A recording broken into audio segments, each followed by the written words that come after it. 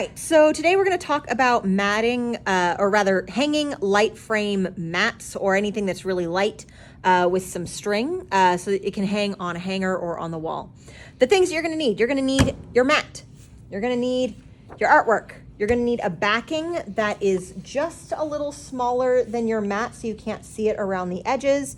You will need some string, some scissors, 2 little pieces of spare cardstock or index card. This is a little bit of scrap mat from being cut, some masking tape, a ruler, and something to write with. You will also need, but is not pictured, some hot glue. All right, so the first step is actually mounting your artwork into the mat. Whenever you're cutting your mat, you do double check that your artwork will fit with just a smidge of overlap in the corner, so it needs to completely cover that little hole that's left. And you use the masking tape to hold it in place. It is recommended to have your masking tape in 4 places, either in the center of the 4 sides or in each of the 4 corners. I like to do the center of the sides because it means that I will generally not have as much chance of accidentally gluing my tape and causing trouble whenever I'm trying to pull this apart later if I don't want this to be permanently installed into my frame. So I'm just going to take some pieces. Again, masking tape is ideal for this. You can use clear tape, but do not use duct tape because removal of duct tape is painful for paper, let's say. And also, duct tape and other adhesives might not be what they call like archival quality. If you plan on having this stay in this frame for a long time, you will want to get specialty tape that you might use for scrapbooking or something that is acid-free. This particular tape, because we don't plan on keeping this in here forever, is just fine. A couple months won't hurt with regular tape, but if you plan on keeping it for a year, 2 years, 3 years, forever, get acid-free tape. Okay, doing a quick double check. This does look nice in our mat.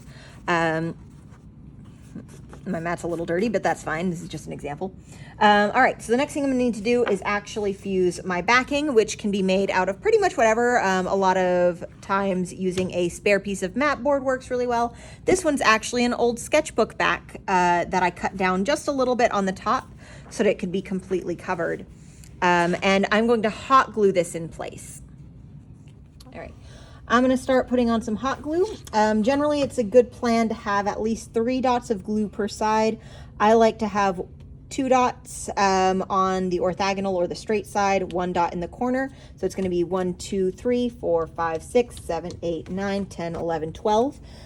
Just small little dots work great.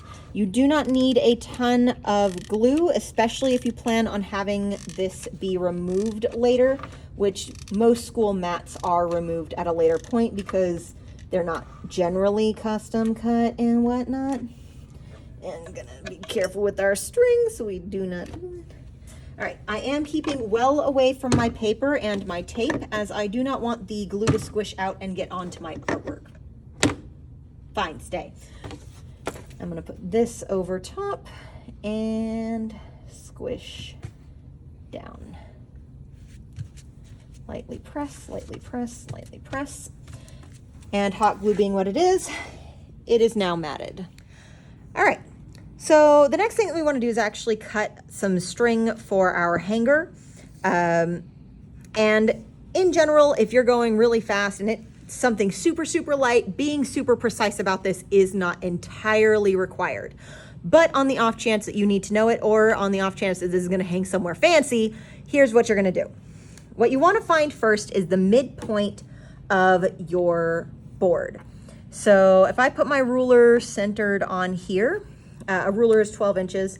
And in this case, it's really easy to find the center because, again, I'm pretty much ruler width here. My center point is right about here.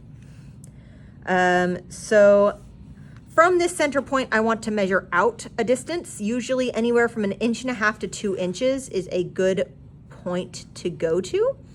So I'm going to say that I'm going to go out 2 inches to either side. So I'm going to have on the 8 and on the 4 in this particular case. This is where I want my string to really attach, these 2 points to either side of center. You can also sometimes get really specific and make sure that you're at least 2.5 inches down. In this case, I just eyeballed it, but I happen to get pretty much directly on 2 inches because luck. But you don't want to get too high up here, because if you have your glue dots up here, you will find that eventually your string becomes completely visible. And we don't want that. We want it to be nice and hidden. So I'm going to have a short amount of string that really only shows, and even when pulled hard, can only go to about there. So I need a piece of string that's a little bit wider than these 2 X's. So I'm going to cut one right about here or so. I do not want a ton of excess slack. I just want a little bit of wiggle room. The rest of this string can get wrapped up. And what I'm going to do is I'm going to take this back over to my hot glue to glue into place. All right, so what I'm going to do is I'm going to put my dots of hot glue right on top of my X's, right here and right here. I'm going to take my string, and I like to hold it by the ends when I do this, and just pop them right over those 2 X's. These little pieces of card then go on top as well to kind of squish everything down without burning your fingers, and to really encase those strings in some glue. And this then becomes my hanger. Again, I've got a little bit of wiggle room. The string does stretch over time, but with it pretty much straight across like this, you're never gonna run into the problem where it stretches so much you can see it. And there you go. This will now hang nicely from any wall or small hook. Again, this only works with lightweight things. If you're doing a canvas, there is a different method of hanger that you will make. Or if it's anything heavyweight, you might need different hanging materials, but if it's just a simple mat, this will work very, very well.